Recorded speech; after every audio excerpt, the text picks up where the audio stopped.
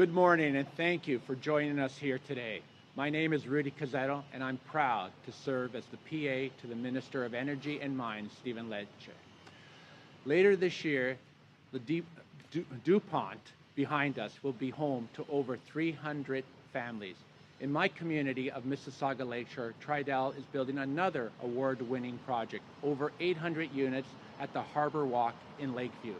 Because of the growth like this, right across Ontario, our electricity demand is expected to rise by 75% by 2050. After he was appointed Ontario's Minister of Energy a year ago, Minister Lecce introduced the Affordable Energy Act to establish our first long-term comprehensive energy plan. He launched the largest competitive energy procurement in the history of Ontario. And just last month, we approved the construction of our first small modular reactor in the G7 at Darlington. Every day, Minister Lecce and our team are working to deliver clean, reliable, and affordable energy that is needed to power Ontario's growing economy. And with that, I'm honored to welcome Minister Lecce to the podium. Thank you, sir. Appreciate that. Well, good morning. First off, I just want to thank the Parliamentary Assistant, Rudy Cuzzetto, who is the member from Mississauga Lakeshore. I want to thank the Parliamentary Assistant, David Smith, who's with us.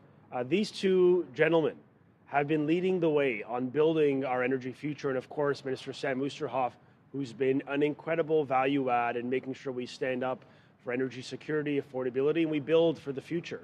And that's why we're here today. It's a big day for Ontario as we build, think about, and really take action to strengthen energy security for the long term.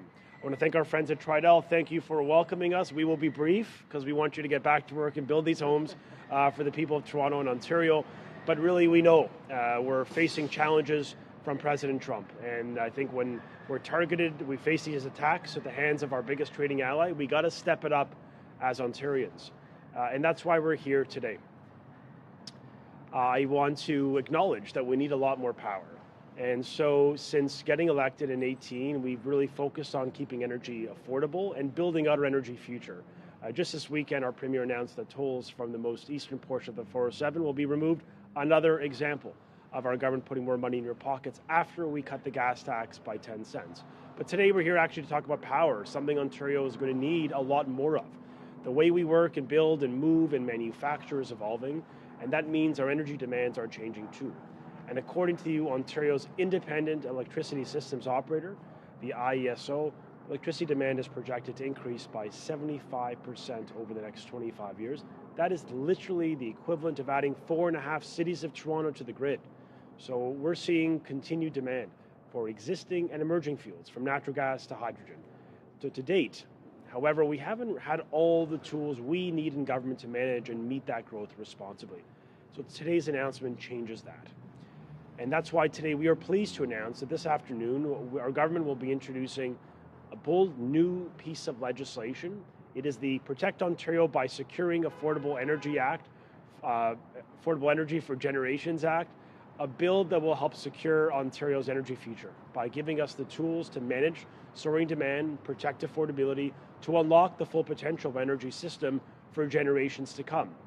It's a tactical, forward-looking set of changes that will first and foremost align our energy agencies, the Ontario Energy Board, the IESO, the Ontario's Independent Electricity Systems Operator, to explicitly prioritize economic goals and economic growth. It will strengthen our ability to prioritize strategic projects that include data centers and hydrogen.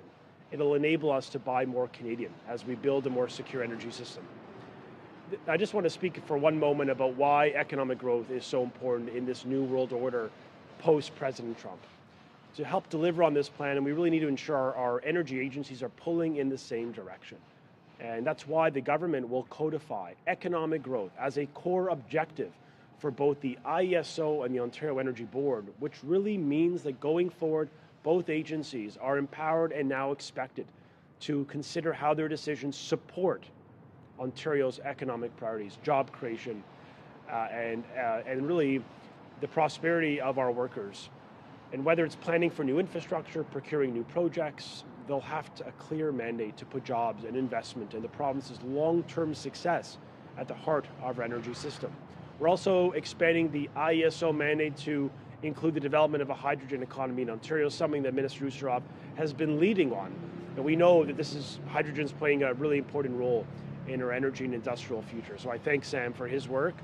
We're just really coming to appreciate how much potential hydrogen holds, from cutting emissions in heavy industry to creating jobs in new sectors. With this legislation, we're giving the IESO the clear authority to plan for and support the future. Now, one of the most ambitious and necessary parts of this bill is the creation of a framework to manage electricity connection requests from large-scale data centers. These facilities are critical to a more, to a digital economy, supporting everything from AI to cloud computing. But today alone, there are over 6,500 megawatts worth of data center demand looking to connect to Ontario.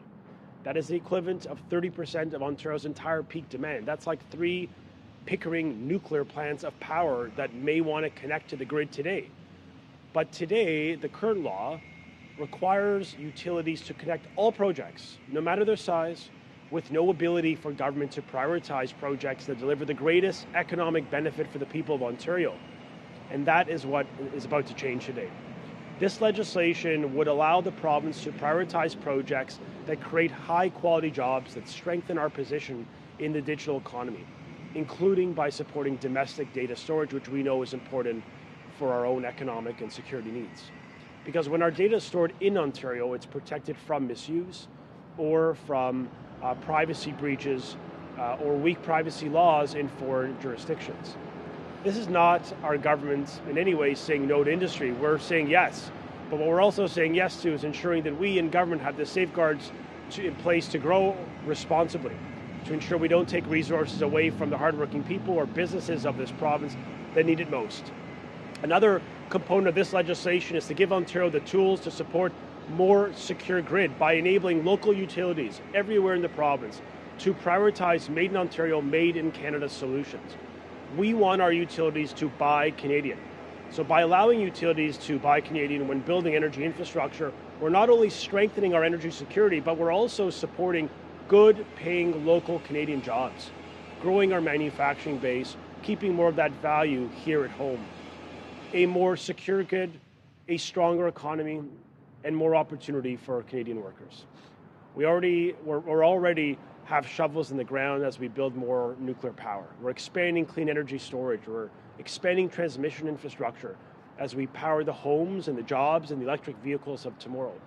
This legislation, the Protect Ontario by Securing Affordable Energy for Generations Act, and the soon-to-be-released Integrated Energy Plan that we've been developing for the last year, will take that bold, decisive action to put Ontario's economy first as we build a more competitive economy, a more secure grid, and a more affordable, reliable, clean energy system for generations to come. That is how we protect Ontario.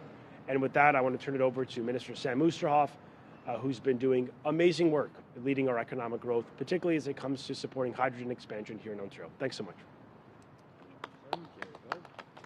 Well, thank you so much, Minister Lecce, and good morning, everyone. What an amazing announcement for the future of this province. It's great to be here today with PA Smith and PA Cuzzetto and Minister Lecce, and also Stephanie Crilly from the Economic Developers Council of Ontario, representing some amazing people who do fantastic work across this province. Thank you for joining us.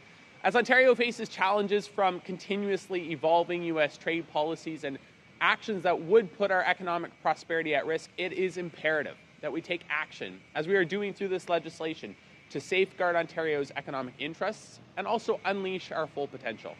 Now, we've made extraordinary progress in attracting new businesses to Ontario over the past 6 years. $70 billion in new investments in key sectors like the automotive, advanced manufacturing, and life sciences industries. These are investments that have helped us create more than 1 million new jobs here in Ontario since 2018, a historic number. But to protect those gains and to keep growing, we need to be proactive in the face of global uncertainty and unpredictable trade challenges. We know that many Ontario industries are facing serious cost pressures, and that's why our government stands firmly with Ontario businesses to support economic growth.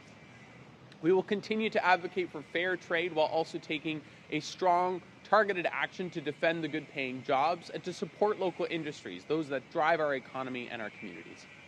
That's why with this legislation, the Protecting Ontario by Securing Affordable Energy for Generations Act will be released alongside our first ever integrated energy plan. Together, these pieces lay the framework for a more competitive, resilient, and self-reliant energy system, one that will deliver affordable, secure, and reliable energy for generations to come. By building faster and more strategically, Ontario can protect its industries and mitigate the impact of foreign trade disruptions. This ensures the security of our economy and the well-being of our workers. Now, something I'm very happy about in this legislation is that it supports the expansion of our Hydrogen Innovation Fund, and with it, our broader efforts to develop a thriving hydrogen market and economy in this province. We're seeing the applications of hydrogen as part of Ontario's clean energy and industrial future.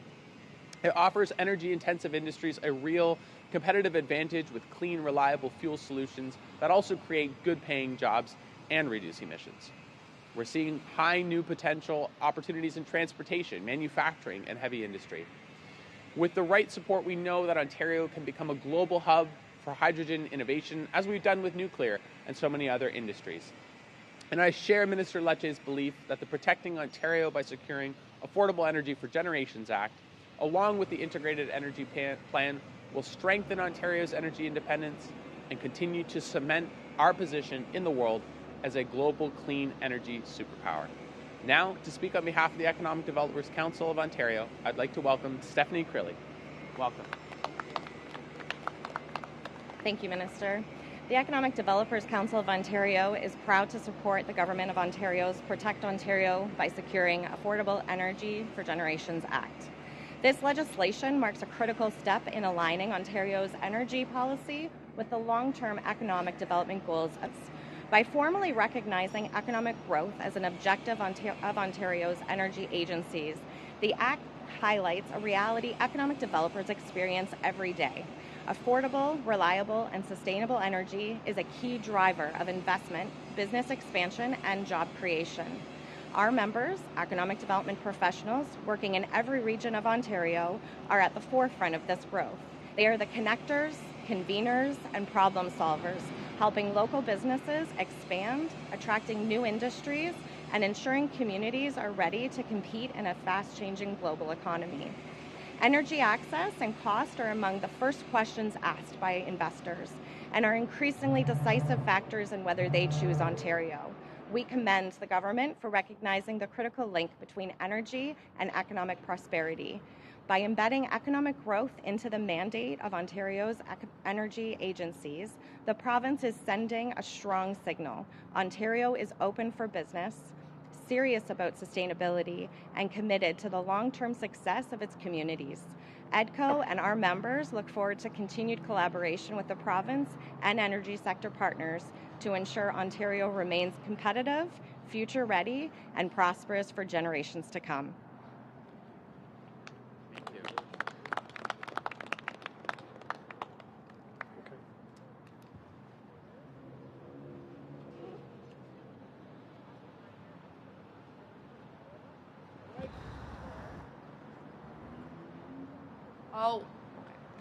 We will now open up the floor to questions from reporters. Please come up to the mic and state your name and outlet. As a reminder, it's one question, one follow-up. We'll start with our first reporter. Good morning. Hey, Barbara. Yeah.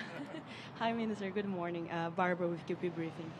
I'm just wondering on the data centers, if you have any specific criteria that will be used to decide which data centers get priority access to the grid, and who will make these decisions? Is it you? Yeah. Well, first off, right now we have 6,500 megawatts of potential power that will be needed to energize the data centers that are currently before the Government of Ontario and our independent electricity systems operator. That's a ton of power. That's 3 Pickerings. That's almost 2 Darlingtons of power just for data centers, which represent roughly 13% of all power by year 2035. The problem we're trying to solve is right now, the law has a non-discriminatory clause requiring us to add every load to the grid, regardless if it serves our economic interest. Right? In a world where power is one of the most important currencies governments have, we've got to be able to choose what has the best return on investment for our families, for ratepayers, and for Canadian business. And that's why we want to have the authority to make the decision. But the decision will be based on a recommendation by the independent electricity systems operator. We want this to be objective. We want this to be based on the broad economic interests of Ontario. And that's why we think this policy is well needed ahead of those potential connections that we have the authority to say yes or no when it's in the province's economic interest. Okay, thank you. On the foreign threats part of the bill, do you have any mechanisms in place to decide which foreign entities are considered hostile? And will the U.S. be considered hostile under this bill as well? No, the United States is not a hostile threat, although we have been clear. We've decoupled procurement from America, $20 billion. We are not allowing provincial agencies to buy from American companies when there isn't a Canadian alternative. So they're not a hostile actor. We refer to the countries like China, Iran, or Russia as hostile geopolitical adversaries. We're in a trade dispute with America, and that's fine. We'll get through that. But in the meantime, we're going to stand up for Canada and say we're not going to buy American goods. This bill gives the government the authority to ultimately, based on advice from CSIS and national security agencies and the Solicitor General's office, to say no when it's not in our interest. We want to buy Canadian. We want to buy local. This legislation and our Premier's vision is to literally enable our utilities in Ontario to buy local supply chains. And we have a great story in the utilities or the agencies we control at OPG, right? In nuclear, 90+%, rather over 80% of all of our spend is here in Ontario. In hydroelectric for OPG, it's north of 90%. So we're leading by example, but I still made the case to them and every utility, including here in Toronto, when Toronto Hydro put their hand up first to say, we want to be part of this Buy Canadian mission. So we're proud of that path. We're proud of the leadership of utilities. But now through legislation, we're sort of driving that agenda. We want you to buy local, support Canadian workers, and stand up for Canada during this very real economic war.